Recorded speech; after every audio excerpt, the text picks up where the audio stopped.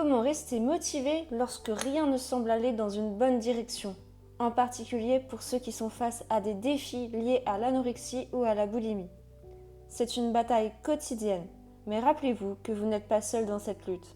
Ensemble, explorons quelques conseils qui pourraient vous aider à maintenir la motivation même lorsque tout semble difficile. Imagine une allumette. Il suffit juste d'une petite étincelle pour déclencher un feu. Et cette petite étincelle, elle n'apparaît pas n'importe comment. Elle apparaît quand il y a une friction. Elle apparaît quand c'est difficile. Elle apparaît pour t'éclairer dans les moments les plus sombres. Et pourquoi je te parle de ça ? Parce qu'au final, une allumette, c'est pas différent de la motivation. Tu ne fais rien, il se passe rien. T'es là, tu scrolles sur les réseaux sociaux, t'es motivé à rien faire. Juste t'attends que le temps passe. Sauf que quand tu fais ça, c'est pas toi qui tue le temps, mais c'est le temps qui te tue.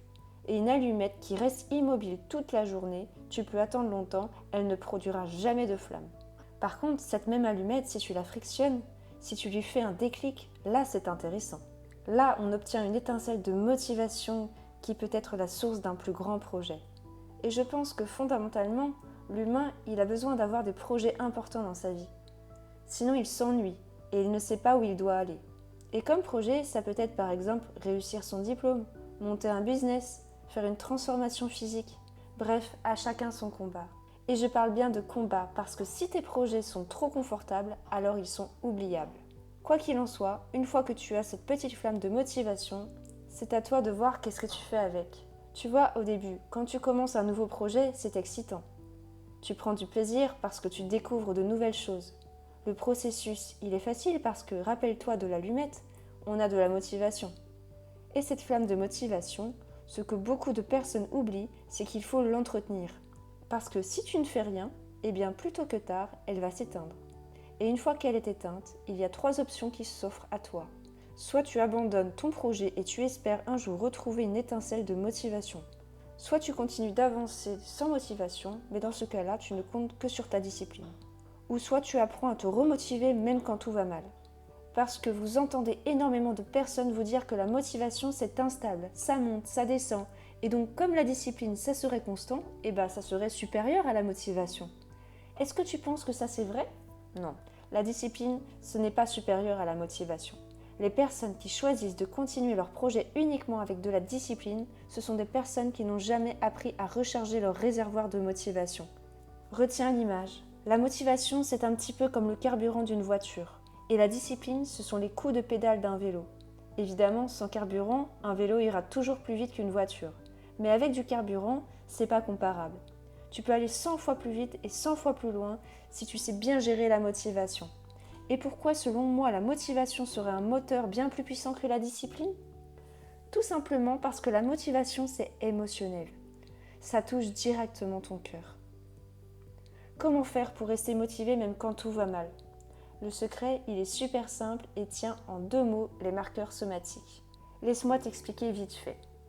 Tu vas adorer. Un marqueur somatique, c'est quoi ? C'est un souvenir émotionnel qui est relié avec un de tes 5 sens. Par exemple, imaginons que quand tu étais petit, tu as rencontré ton idole. Tu étais tout content et en plus, tu as fait un autographe. Donc, cet autographe-là, c'est un marqueur somatique visuel. C'est-à-dire qu'à chaque fois que tu vas regarder cet autographe, ça va te rappeler le jour où tu as rencontré ton idole et ça va te redonner le sourire. Et c'est ça qui est super puissant avec les marqueurs somatiques. C'est qu'on est capable de faire ressortir l'émotion qui est associée à ce souvenir. Et à ton avis, qu'est-ce qui est émotionnel et qu'on cherche à conserver ? La motivation. Donc, si tu ne sais plus où tu vas, rappelle-toi d'où tu viens. Est-ce que tu te rappelles de ce moment où tu as commencé ton projet et que tu étais super motivé ? Est-ce que tu te rappelles de ce moment où tu as eu une étincelle de motivation qui t'a poussé à passer à l'action ? Eh bien, ce moment-là, normalement, c'est un moment qui t'a pris par les tripes et qui a suscité en toi une grande émotion. Ce moment-là, il ne faut surtout pas le gâcher. Il faut l'ancrer avec un de tes 5 sens pour créer un marqueur somatique.